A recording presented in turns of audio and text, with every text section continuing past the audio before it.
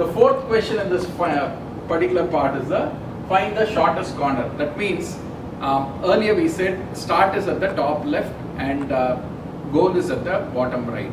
Now in this particular question what we are saying is the starting position could be anywhere in the grid. It could be anywhere.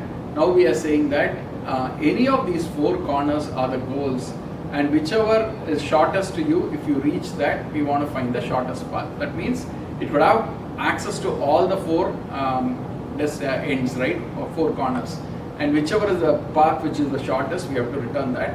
So again, hit the pause button now, think what could be the solution for this problem, and then again when you play, you will be able to see the solution, right? In this particular case, again, all in the change that is required is in the goal statement. You just have to check all the four corners as the goal instead of just one corner. That will give you the answer for this. All these are minor tweaks to the code, just adding one or few checks, and it automatically gives.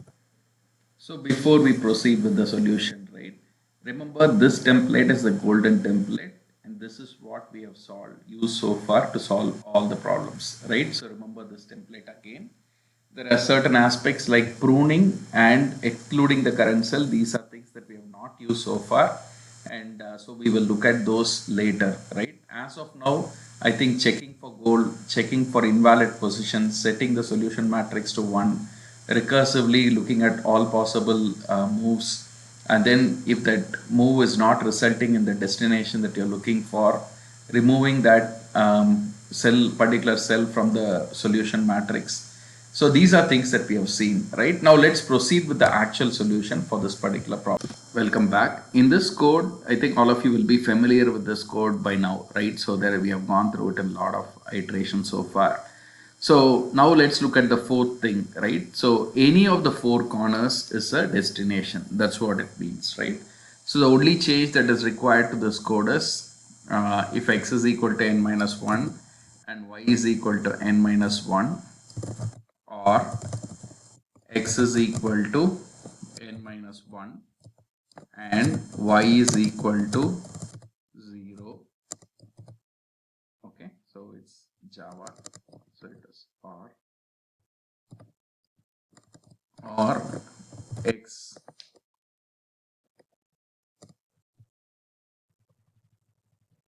is equal to 0 and y is equal to n minus 1. That's the third thing that we have. Let me move to the next line so it's easier to see. So n minus 1, n minus 1, n minus 1, 0, 0, n minus 1, and or x is equal to 0 and y is equal to 0. Alright. So these are the four conditions which are now effectively going to be the goals. And for all these conditions, right, the value of mesh should be 0 in that position. So you should be able to move there. If so, solution of x minus y is this, and count is less than min or greater than max.